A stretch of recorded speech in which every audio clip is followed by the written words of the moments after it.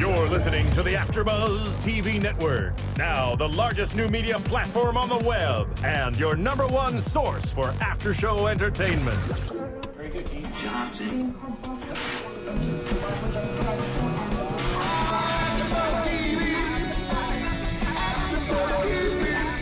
From the AFTERBUZZ Studios in Los Angeles, California, presented by Maria Menounos and streaming live thanks to Akamai Technologies, this is AFTERBUZZ TV's The Real Housewives of Orange County After Show.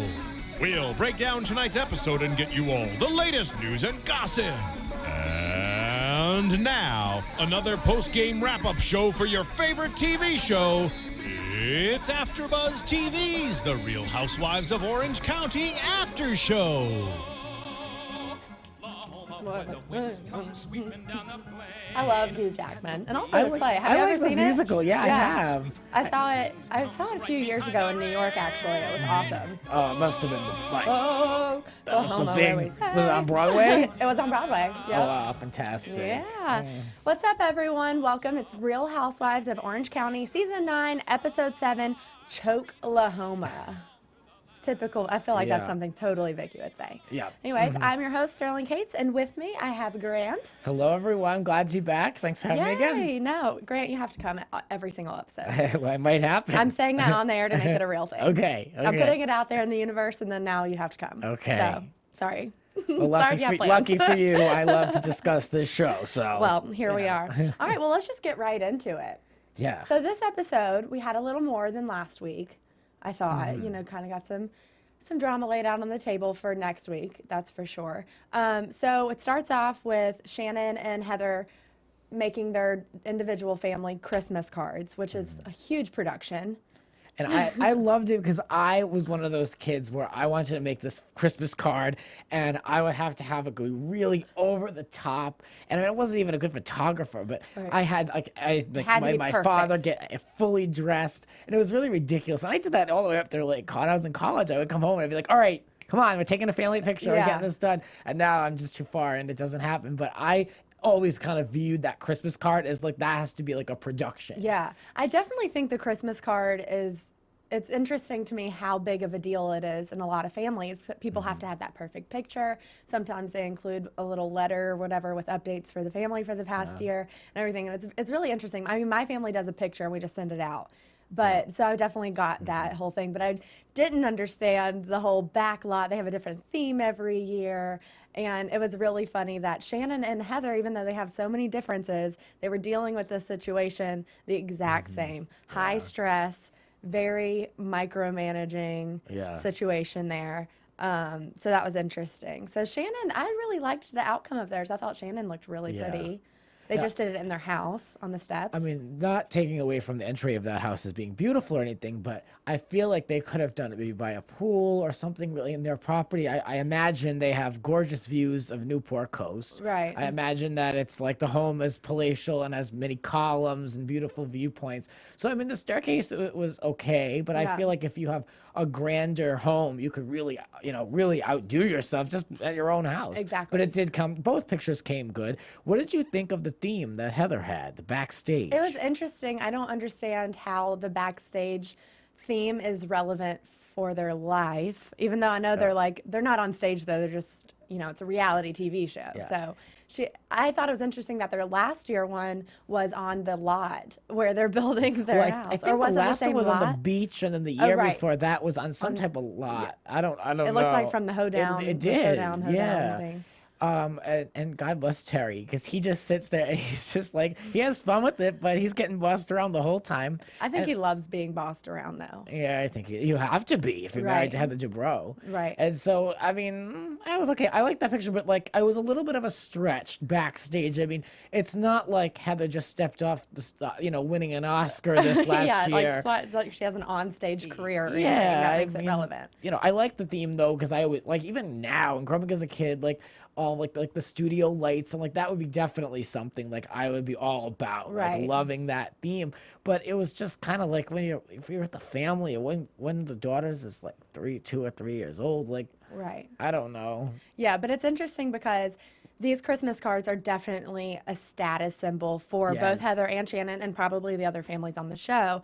And it was interesting to see how they were directing from behind the scenes, telling their kids what to do.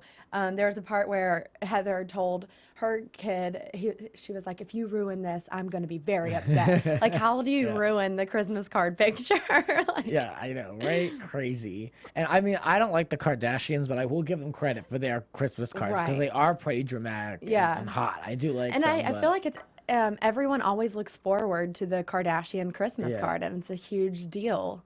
Unfortunately, and I'm one of those people who does go and look. Right. But I will say, I really didn't look at any of that Kim Ye wedding stuff. I can't be bothered. You can't. But the Christmas card, I like a good Christmas card. I'll look at the Christmas card. That'll be about it. I don't need to hear from them for the rest of the year. I have to admit, this is, don't tell anyone, but I kind of followed the whole Kim Ye wedding and knew about the, you know, just how to stay in the gossip, stay in the latest with that. I know, and also I her missed dress was out. beautiful.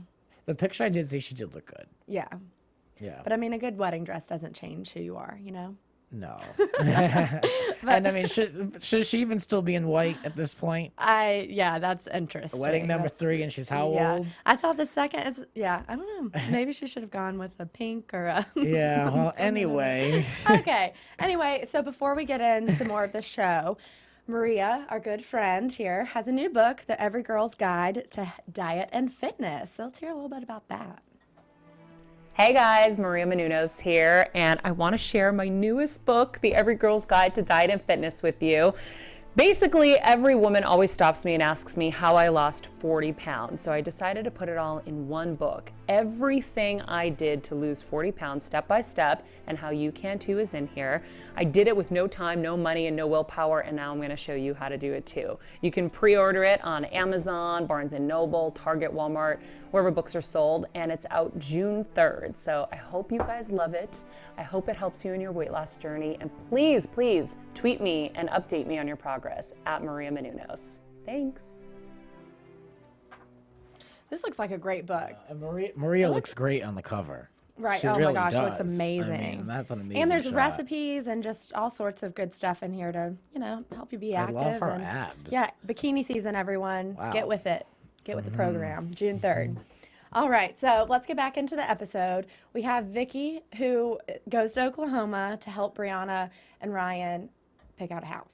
Not a place for Vicki Gunvalson. And not her favorite place at all. She was very overly dramatic, first of all, but she was just so upset that they're moving there. She cannot be. She could not be bothered with Oklahoma at all. That is for sure. And she really cannot just accept and deal with her daughter moving across the country. Yeah. And I can understand that. I really feel for her in a way with having to say not only give up her daughter who she's lived with for all these years and then have to give up her grandson and then an unborn baby that she's not going to be there for. And what really kind of hit me is where she said, I want to be that grandmother that can go to like a school play at like 2 o'clock in the afternoon. Right. And that's just so Well, hard. I think she is very genuine about wanting to be involved in their lives and, you know, to be there because it is hard to be away from your family. Like I moved a year ago from North Carolina, and that is the hardest thing for being out here is being so far from my family. And I get that. We're all very close. You know, my sister just got married. She's going to start having kids soon. I'm like, I don't want to be that distant aunt. So I yeah. definitely can relate to how she's feeling. And even as a mother, I'm not a mother, but she's having more motherly instincts with that and being separated. So that all is very genuine, I think. But she also is making it a lot about herself. She's got to understand that Brianna has her new life now. She has a husband. She has two kids. And I thought one of my favorite parts in the episode was when Vicki was saying, Brianna, why can't you move in with me? Like all this stuff. And Brianna's like, I am 26 years old. I have a husband and 2 kids. And said she can't live with her mother anymore. She needs to go out and spread her wings. I you totally know? respect her viewpoint because she doesn't want to bring her kids up in California, and she's Right. the mother, and I get that. Right. I totally understand. I mean, she even described how she grew up like with not really. She knows like one person on her whole street. She wants the kids to be able to go out and play in the road and meet different neighbors. Play on the road. I don't know. Maybe in the You can yard tell or I'm- out of the I road. have no, you can tell I have no plans to be father, so I don't know. But I mean, Yeah, okay, good for her. Yeah, I mean, who doesn't want their kids to have that, storybook childhood? Yeah. And I feel like Oklahoma could be a good place to do that with, it's a very neighborhood. Everyone knows everyone. I grew up in a really small town, so I can definitely see that. Although I would have liked to grow up where she grew up, but Yeah. you always want what you didn't Right. have. Kind of, yeah, because I can kind of relate to her how she grew up. Like, I didn't live in a gated community, but we really didn't really know our neighbors, or they weren't really like, Right. good people. Yeah. So, I mean, while it was like kind of like one of those types of spots, like one of those types of neighborhoods, it just kind of didn't work out. And like, so I would want that for my kids. Right. Not that I plan to have any, but. Right. I really respected Brianna in this episode for sticking up for herself and sticking up for her family. This is a decision that she's had to make she can't always make everyone happy, especially Vicki. And so it's time for her to make her own decision. She talked about how she wanted to do Doctors Without Borders, and she wanted to be a traveling nurse, and she wanted to do all these things, but Vicki kind of kept her close to home. And that's kind of, she had to sacrifice all those opportunities. And she also made it really clear that she was not moving back in with Vicki ever, ever, ever. Right. So it's never going to happen. I mean, she's in her late 20s, well, almost in her late 20s, she's growing up. You got to, do it eventually. Yeah, I mean, I really give her a lot of credit for being such. I mean, I consider her a young mother, and moving, after spending her whole life in one place. I mean, you just did it. I did a few years ago, and then to not only to move for the first time, but you're of a certain age and you have kids, and your husband's career is kind of like, it's just like you have to be really strong for that. Right. To move like that, and to have that kind of uncertainty and be away from everything that you've been familiar with for 26 years is so tough. It really is. But I think the only thing was keeping her in California for so long was obviously Vicki. She doesn't like California. She didn't want to be there. And I really think it was Vicki's, strength in their relationship that was keeping her there. Yeah. And I also just thought Vicki was being very selfish, not only about them moving to Oklahoma and not wanting them to, but also when she was asking Ryan, so are you going to get a real job and all this stuff? But he's in the Marines. Like, that is a harder job than any of us have to do, That's a very And so that was respectable very career. disrespectful of her to ask him if he's going to get her a real job. Right. Get him a real job. And not only that, he has 10 years in the Marines. 10 years. I mean, You don't need to start planning after that right now. And then not only that, but I mean, like, it's gonna happen, and they're gonna be living in Oklahoma for a long time. Then 10 years, like, you have to really accept and deal. Right. I mean, it's kind of like going into, like, I don't know, like a sentence. Yeah. Like, it's not gonna change. Like, she needs to really kind of start, instead of being in denial about it, with something so traumatic and dramatic to her life, to Vicki's life, you need to kind of start going through the emotions and kind of start dealing with it on your own, as opposed to being in denial, because it's going to take a long process. Right. And her daughter's moving whether she likes it or not. So she better start to kind of process those emotions while her daughter's still there. Right. But I really feel for her in a way with not being there for the baby being born. Because Right. she wants the baby to be born in California so she can be there, but it's not going to happen. And on top of that, so Vicki's already worried about them moving across the country, not being there for the grandkids while they're growing up and that whole thing. But Oklahoma has a lot of tornadoes. All the houses that they're looking at in this episode all have the tornado hatches and stuff. And she was like, you don't have that for looks. Like, you actually need to go down there. So, I mean, that even makes it that much harder. Right. I can't relate to that at all. Could you imagine just having that? I really can't. I really can't That's imagine weird, it either. yeah. And they're looking at these houses during a rebuilding time. So they're priced pretty well, which is a good thing, but Right. also you don't know when the next time they're going to be destroyed. Brianna said in the car, she mentioned that, like, she said, well, we looked at the only 2 houses available to us. She mentioned that, and it was like kind of like a lost line, but I heard her say that, and I was like, what do you mean? Like, there's only 2 homes available for sale? I guess, and Maybe because they were done rebuilding, or the Yeah. ones that are done rebuilding. maybe, Because or I maybe think they they're in wanted a time specific crunch. area. Oh, yeah. And I think they're in a time crunch with when they need to move in. So maybe it's the only 2 that are available right this second. The first house with all those crosses looked really tight. Yeah, the hallways were very narrow, and Yeah. like going into the kitchen, you kind of had to go in a single file Yeah. line. And the other house was nice, but it was cold and it was like on an acre of land, but it was like way the hell out. Yeah. Like that's not going to be good for what she wants if she wants her kids like to interact with neighbors. Right, that But, wouldn't be yeah. the choice. Yeah, I don't think I loved that one. No. I liked the first one better. Yeah. It seemed more homey, but I guess because it still had all the decorations and stuff. Yeah. But It kind of like depressed me because I was like, well, I'll never be able to buy a house in California seriously, because like it's crazy the yeah. price difference. The houses they're looking at here, Brown was said that they'd be over $1 million? and they're under 400,000 there. So I mean, I don't need to live in a 4-bedroom house, but I mean, you know, I'd like to get like a nice A home nice here. house, yeah. And so it's Seriously. like, I mean, if the only way, and I don't even necessarily want to be a homeowner, but I almost feel like if you want to be, you have to move to one of those states. right, exactly. And I think that's the only way it's affordable. Yeah, these and that's the days. life that she wants, and I don't blame her. I don't blame her. Yeah. All right. Well, let's talk about Tamra a little bit. We didn't see her too much this episode, but we did see her struggling with the fact that she doesn't want to get older. Who does, you know? Right, Let's right. just stay the way we are forever, right? Yeah, and I think her son blurted out her age. Or could she be 52? No. Is she? I feel mean, like she isn't. I don't know. Her It's hard to tell with her son is plastic her son surgery. is 28 years old. It was a teenage pregnancy. So Well, I wasn't a math major, oh, but I'm not even gonna bother. I'm really not even gonna. Tamara, I like you, but I'm really not that concerned about your age. You look. can she looks anyone great. confirm her age for us? That would be excellent. Tamara looks great in every episode. I will say. She is. I'm a She fan is of her. always styling and profiling.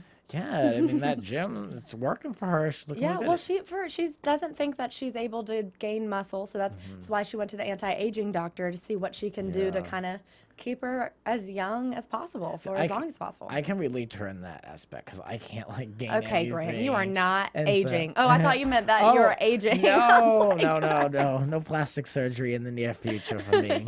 Although this nose could get done, but but no, I mean she looks great, but she's She does look great. I can relate to her, and her son said the same thing. Like, geez, thanks to those genetics, because you really can't get big. Right. You really can't. Like, I have looked like this, and I go to the gym, and I had a trainer, and I still look the damn same. So it's like, you know, I mean, it is what it is. I mean, I could. The only way you can really do it, I guess, is if you eat like a horse, or if you take HGH. Yeah, so her son, Ryan, admits to her that he's taking HGH. And she, obviously, as a mother and or as a friend or anyone, is concerned. And he admits that he's getting it from someone at his gym, just kind of In the parking lot. on the low. Yeah. And so it's not through a doctor. He hasn't had any tests done, but he's just kind of experimenting with this. He says that it comes in a box with the serial number and seems legit, but he also says that it's sketchy and probably illegal. So, you know, that's not something that you play with. When he said that, I was like, oh, wow, Yeah. we're actually talking about like a serious topic on this show, which is interesting. Yeah, I mean, he's out there picking up needles in a parking lot. Right. I mean, let's be real. Yeah. So Tamra, well, I mean, and he's 28, right? 28, He's 28 years old. She can't boss him around anymore. He's, you know, a grown man at this point. But it is a concerning thing that he's doing. And the fact that he just openly admitted it to her, I feel like that is something. But anyway, so she brings him to her doctor to get some tests done. And I think that was a good move because if he's not going to listen to Tamra, maybe he'll listen to the doctor if Right. in case it is a health risk. Imagine if she didn't. The uproar of fans would hate Tamra for Right. ignoring this. Right. Because So it is she a had to. huge. Yeah, she did. So there didn't say anything about her getting any treatments done. I think the whole point of the doctor was just to get him tested. Well, she was going to get some type of testosterone rub. Yeah, so that she can build muscle. But she yeah. was like, she said, I don't want to grow a penis. I was like, oh, Tamra, please Typical. stop. Typical. That was a little uncomfortable. But so he got, her son got the blood test. So hopefully it looked like in the promotions for next week that they're not going to be good. But, you know, fingers crossed that they are good and he's not putting his body in too much. Yeah, he's danger. kind of a tough 28. Yeah. You know, he doesn't really look very youthful.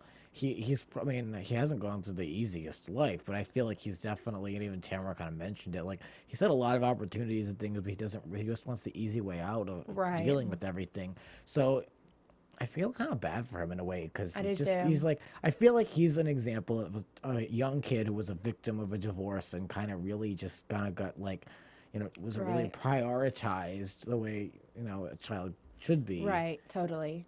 feel And she mentioned that he was always self-conscious about his body image and that sort of stuff. And as we were talking about before, not being able to gain muscle and, you know, maybe being on the scrawnier side. So maybe he's just searching for, like you said, the easy way out, but he does want, you know, to change his body image, and he's willing to take whatever risk he needs to, which is Yeah. kind of sad, you know? Yeah. Because at 28, I feel like Was pretty the- much who you're going to be at that point. Yeah. What do you think of Tamara's reaction? Like, my mother would not have the same reaction she had. It would probably be like 10 more My higher. mother would like disown me first of all, but Yeah. also like probably break down crying. But I think she knew, and this was brought in as a storyline for the show. right. Well, I also think that he has a history of doing things similar. They mentioned he had done steroids in the past and that sort of Yeah. stuff. So I don't think. I mean, I think it could have been a natural reaction just because it isn't a surprising and unexpected behavior coming from him.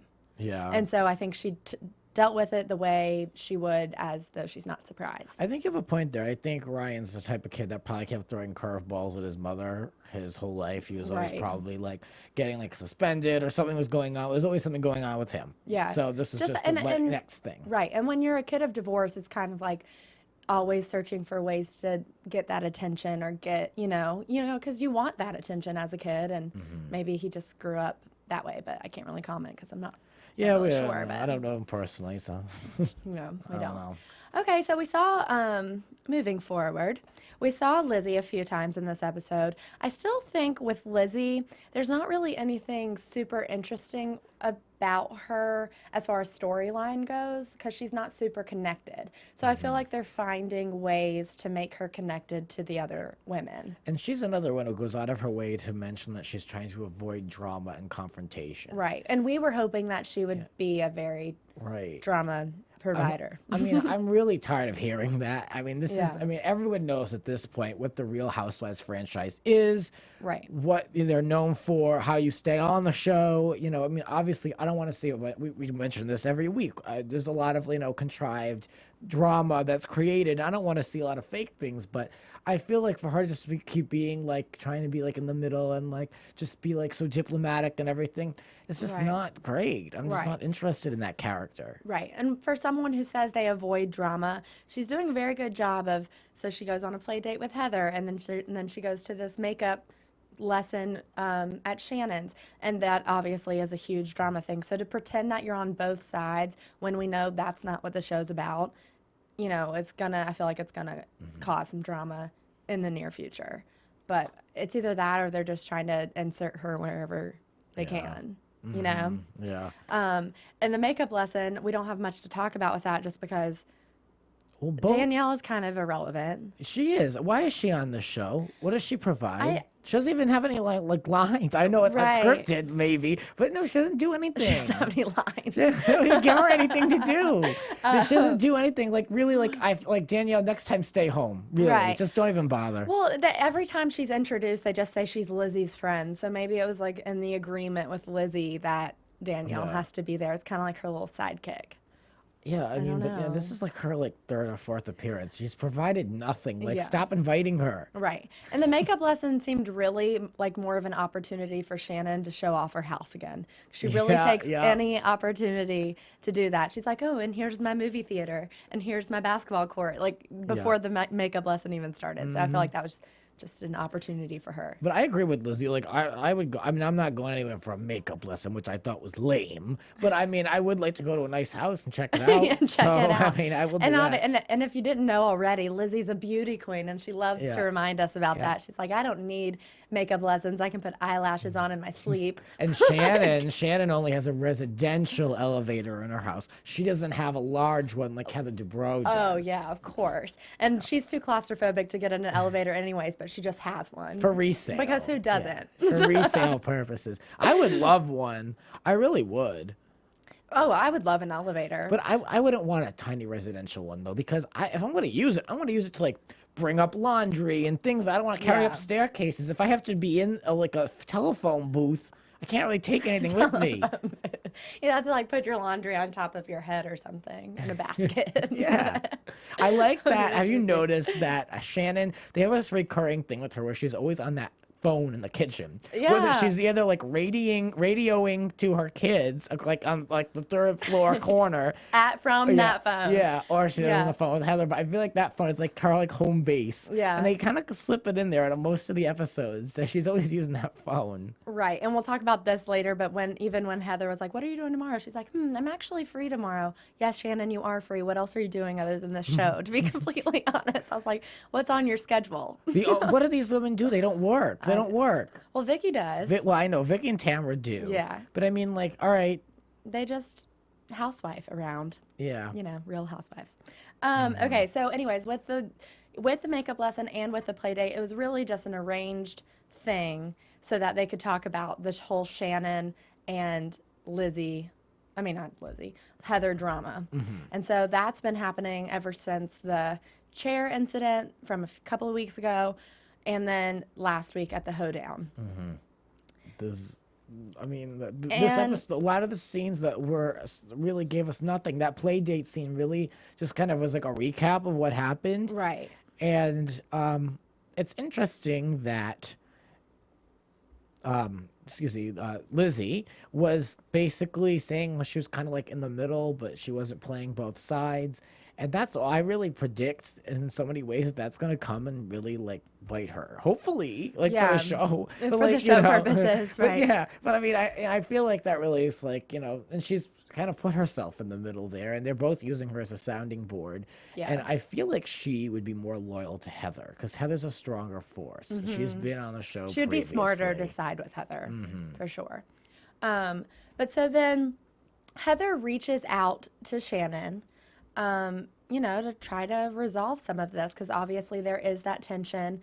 I genuinely think, though, that Shannon doesn't want drama with Heather. I think she's smart enough about that, but she's also at the same time not going to just stand there and take it. No, and that's what I like about her. I really relate to Shannon. I mentioned this last week. I've had certain, tiffs with people where I don't believe like we're on the same wavelength.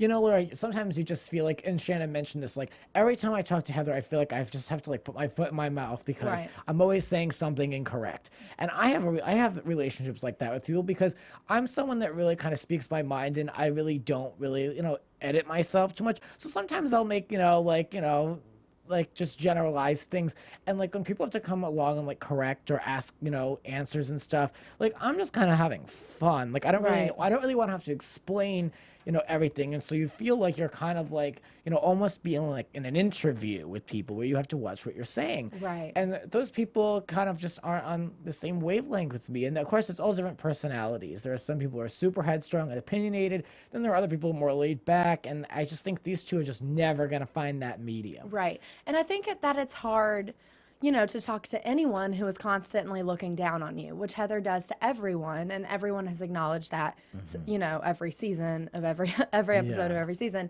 because she does, find every way to make herself seem better than everyone. Now, to play the other side, do you think that Shannon is just insecure?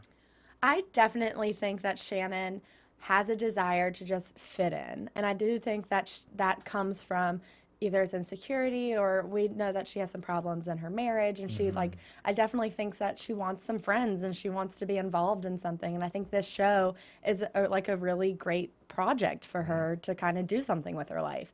So I do think that it could come from insecurity. I mean, this episode she talked about how she had gotten plastic surgery because she was insecure about her nose, and she got like the nose and chin thing, and so I definitely think that image and then those powerful relationships are very important to her.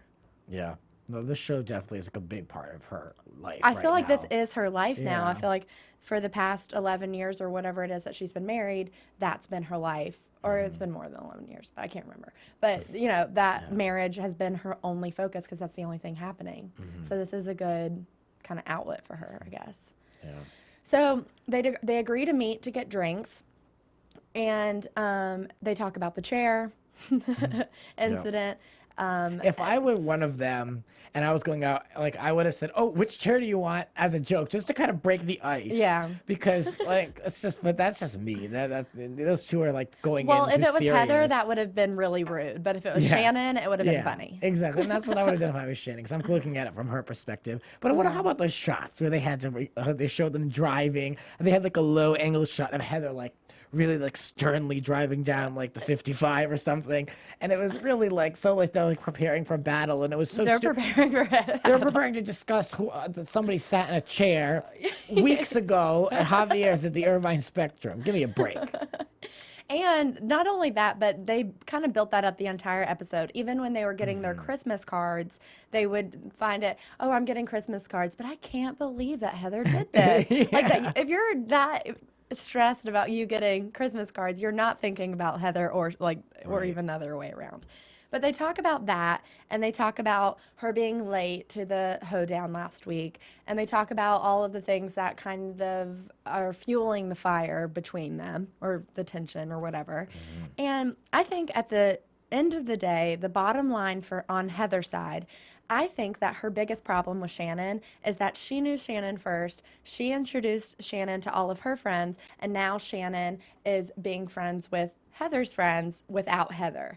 So, and I can relate to that because it's always an interesting relationship when you introduce your friends to your other friends and then they become friends, Right. but you want to be like in the middle, you know? And that's definitely Heather. She wants to still regulate all of these relationships, but now that she's not really, they don't need her to be friends anymore, you know? And I think that's the jealousy that's all of Heather's problem. Yeah, I don't think Heather's been a very, even a friend to Shannon. Not Right. even necessarily a good friend. I just don't see them having much of a relationship. Right. I just think don't. They won't even acknowledge that they live in the same neighborhood. Right. Well, Heather won't. Shannon Yeah, will. Shannon pointed it out. She counted the houses. I think Heather definitely has an attitude or a mindset that's like, I invented Shannon. She shouldn't, exist or be in this community without me, and the fact that Shannon is making friends with Vicki and Tamra, who are supposed to be Heather's best friends and her support system, I think that really gets to Heather. Yeah, I think so too. I think you're right. Oh, thanks. But so Shannon, I still think she has no idea what she did wrong. No, she doesn't. And it's like you said, it's a combination of her insecurity and being new and just trying to maneuver with this woman who really is a strong force. I mean, those two really kind of are on the opposite end of the spectrum. Right. They really are. And I just don't ever really I just feel like it's going to be butting heads the whole rest of the season, which is kind of good for the show. Sometimes you just don't see eye to eye with people, and it's not even like a dislike for that person. It's just like we're just not going to connect. Right. And you can't force relationships, Yeah. even if it is TV. It's hard to be that fake all the time. I give Shannon some credit for talking to Heather as candidly as she did, because she knew going into it that really Heather wasn't going to ever sit there and say like, oh, you know what? That was wrong of me. And she didn't. She really didn't. In her one-on-one, she said, I shouldn't have taken my chair back, but I blew all our perspectives up, and it made it a big deal. But she didn't say that to her face, to Shannon. She didn't say that. Was that something she needed to say to Shannon? When you go up against people who are very opinionated and who are very headstrong, like Heather, I do get, especially when you're not going to win and you still call it out anyway. Honestly, you put it on the table. I give you credit for that, right? Because that's something I would do. Yeah. But knowing very well that it's probably nothing's really going to come of this, and I feel like that's exactly how Shannon viewed it. We'll talk about things if they come up, but I just don't think that's going to happen. She's hesitant for sure. And it's funny because they came up with this brilliant resolution. And that resolution is just to talk about it with each other when they have a problem. You are an adult. You need to talk. You need to do that anyway. You don't need to decide that that's how you're going to handle it. It's not a unique thing. That's just how you should do it anyway. So that's how you should live. And but so at the end of the day, I think they're still very bitter with each other. And nothing was really accomplished by the drinks that I got. Did you think that they even accomplished anything? I think they're still mad at each other. If anything, it made it now so they can invite each other to events and not have it be Not awkward. be awkward. That's about it. I think that was the whole point of it anyway. Yeah. Because Shannon has her Christmas party coming up, and obviously Heather has to be there because it's a social event. They do this all the time on this show. They'll like, sit down for drinks, and then the next time they'll be double kissing each other on the cheeks like nothing ever happened. Right. And then flash forward to the following week where everything comes back. Yeah, You know, and we get exactly. nowhere again. Yeah. It's a constant like chain of cycle of nonsense. Yeah, And exactly. that is the Real Housewives. Oh, yeah, I know. So, and that's that episode. Do you have anything else to add about that? No, I have some news and Oh, gossip. yeah, let's get into some news and gossip. AfterBuzz TV News. Because the show is all about some gossip, Yes. you know? So we haven't seen Brooks lately, but it appears that Vicki is still dating Brooks, but she is single. A friend spoke out and said that Vicki is basically just like dating and she's loving the single life and she's still dating Brooks, but now she's dating this other guy and she's just open. And apparently her story on this show has really provided her like I'm single card because Yeah. a lot of people are coming up to her, a lot of guys, and they're seeing her on the show and they're like, I'd like to date you. So Right. she's kind of like just enjoying it. I She's think got that's some great. options. Yeah, she I think is that's living the great. single life. Go, Vicki. Yeah, and get rid of Brooks. Yeah, we don't love him anyway. We don't approve. No. So, yeah, good for her. Apparently the friend also said like she really kind of can't break that break that connection with Brooks. She can't break it off from him. Right. It's just not gonna happen. She has a weakness for him, but, Yeah. you know, hopefully she'll find something better. Yeah. And so then in other news, Tamra seems to have plans to confront Heather about the bull riding incident, which happened on the last episode where it got cranked up.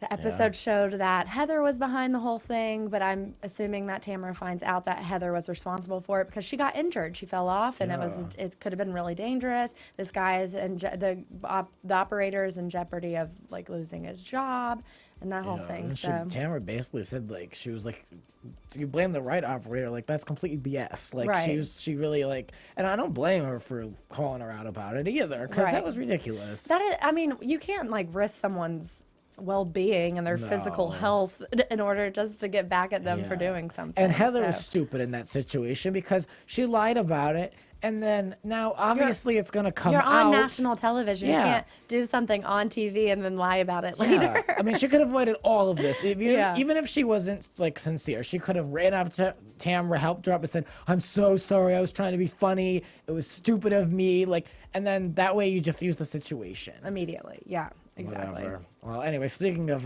it's kind of stupid, another Speaking of kind of stupid. well, I enjoy her. I kind of missed her on the show. Former housewife Gretchen Rossi is speaking out, and Radar Online has picked up some interesting quotes. She's being a little bitter Betty about not being on Bitter this Betty. season.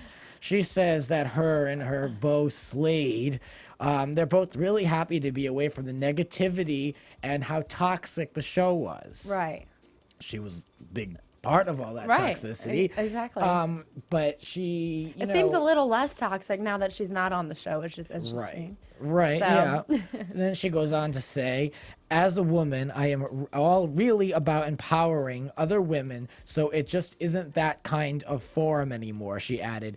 I couldn't be who I am in my everyday life on the show, so it made it difficult. It became a big contradiction of my life. Okay. Well, that makes sense.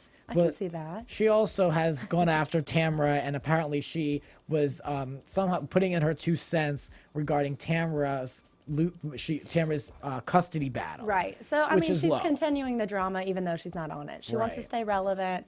I can see that, typical Gretchen. Yeah, I just don't think that it's a wise idea because we saw the 100th episode of The Real Housewives of Orange County last season, Yeah. and they brought back all the housewives, and it's just, especially now, it's just not a good idea to come after Bravo or a show and kind of like throw stuff at it, you Yeah. know, like it's not just like it wouldn't be wise. Obviously her career is done there and I don't think she's going to get any more Bravo work, but it's like, you just don't burn bridges like that in television, especially when you don't have a lot going on. Exactly. Yeah, you can't make those decisions. Yeah. All right, should we get into some predictions for the go. future of this season? And now, your AfterBuzz TV.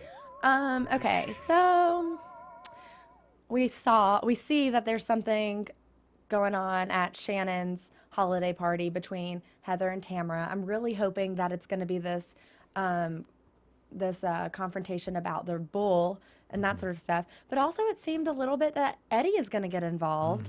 And I really hope that doesn't get in the middle of the relationship, of Tamra and Eddie's relationship.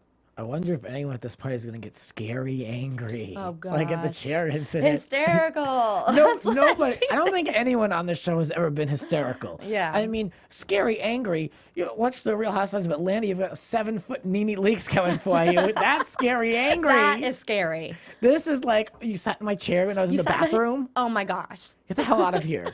This is ridiculous. I'm not going to talk about this until the confessional when no one's around. Yeah, exactly. exactly what The they best part of that promo was those peppermint cocktails. Did you see them? Yeah, those look delicious. I really want one. I don't predict even that the care that it's peppermint gin. delicious, or the drinks are going to be delicious. That's my prediction. Yeah, they looked fantastic. I really want one. I don't even care. I do have to say, Shannon does know how to throw a party. She thinks about all the details.